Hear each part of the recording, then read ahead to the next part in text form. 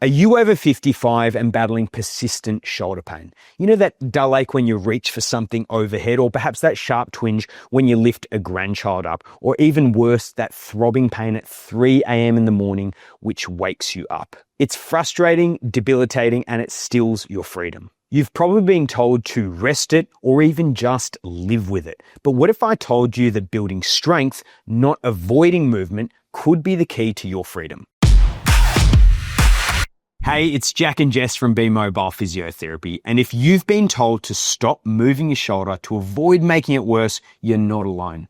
But what if pain doesn't necessarily mean damage? What if it's just your shoulder asking you for change, not rest? Maybe it's just reacting to being asked to do more than what it's used to. Shoulder pain is super common in those over 55.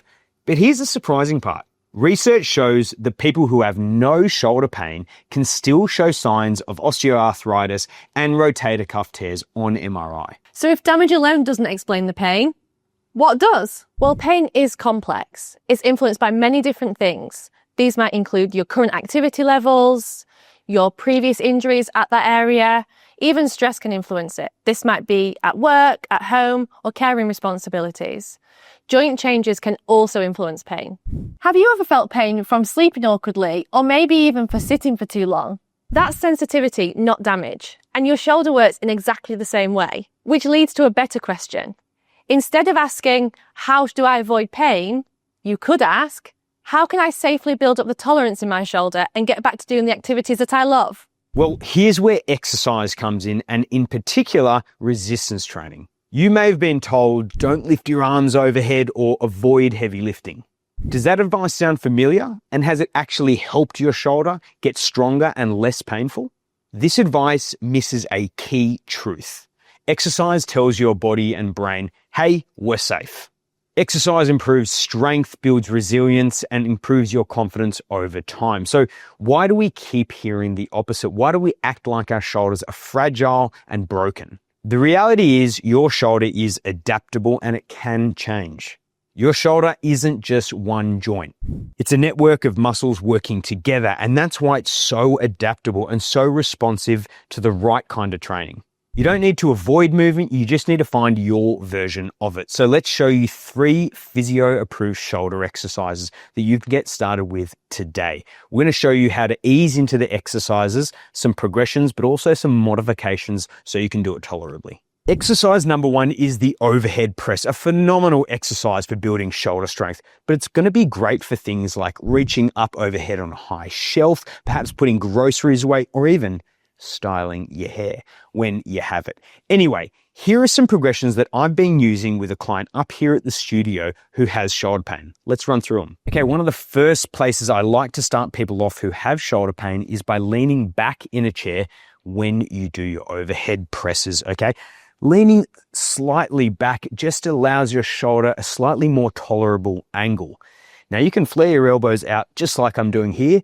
Some people might find it more tolerable with elbows in, so play around with those. You can also use different items around the house. You might like to use 2 milk bottles filled with some water, and that might be some good equipment. Or remember, you can just use something as simple as a bag for pressing overhead. It's all weight at the end of the day. So you slowly want to work up to a position where you're more and more upright. And then once you're comfortable with this exercise, you can move on to the standing overhead press. This is the one I showed you at the start. Obviously, it's more challenging because we're having to be more upright with our torso and shoulder position. But that is the whole point, to make it challenging so we can strengthen our shoulder as long as it's tolerable. I would start with doing this exercise for 3 sets of between 10 and 15 challenging but tolerable repetitions. The push-up is a great exercise for helping you get up from the floor, as well as building resilience in your shoulder structures. But you don't have to do a push-up like you just saw Kathy doing in our video. So the wall push-up is a great starting point. To do this, you'll face the wall, hands shoulder width, keeping your body nice and straight, getting as close to the wall as you can. If you find this simple, the next exercise you could try is the bench push-up. Here's one I prepared earlier. So to get started, you'll place your hands on the corner of the bench, step it back, and you're trying to get your chest as low to that bench as possible. There's a few ways that you could modify this exercise. You could either move your hands narrower or wider to change the difficulty of the exercise. But as I said, the key tip is trying to get your chest as close to that bench as possible. Also, the speed in which you go down will dictate how difficult this exercise is. So that's another way of making it a little bit more challenging. If you're able to do 15 or more repetitions of this comfortably, you should try the knee push-up. So the same principles apply for this. Find a hand position that is comfortable and challenging, and the secret is you're trying to get your chest as close to the floor as you can. Now, if this gives you some wrist pain, you can grab some nice, sturdy dumbbells and do exactly the same thing. And if you can manage these comfortably, you should try the full push-up. You bring your knees up, all the way down to the floor and back. Now that's tough, but it will definitely give you some strong shoulders. One movement which I found which people with shoulder pain and especially rotator cuff tears seem to find difficult is lifting that arm out to the side. So here's an exercise to make that movement more robust and make your shoulders resilient. What we're going to do is lift our arms out to the side, up to above parallel, just like this. Now obviously that movement can be tough. So here's a modification you can make. Instead of starting with straight arms, you could actually bend your arms, and that will make it a little bit easier, okay? Once you're confident with that, you can add some weights into the mix in that bent arm fashion. So that's one modification you can make. You can also try changing the range of movement. So instead of going all the way up, you can just come to halfway, for example.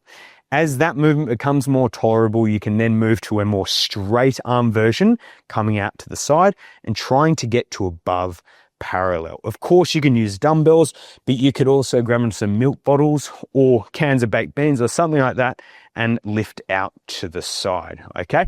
For all of those 3 exercises, I would do 3 sets of between 10 and 15 repetitions, and I'd be doing them at least twice weekly, making sure you're challenging yourself, but keeping it tolerable. Of course, there are times when your shoulder will need further investigation. If you have constant or worsening pain, night pain that wakes you, swelling, redness, or perhaps a recent trauma, and numbness or tingling in the arm. If you have any of these symptoms, well, then make sure you see your doctor or local physios. But in most cases, you can start moving again today. So here's what we want you to walk away with. Pain doesn't always mean harm.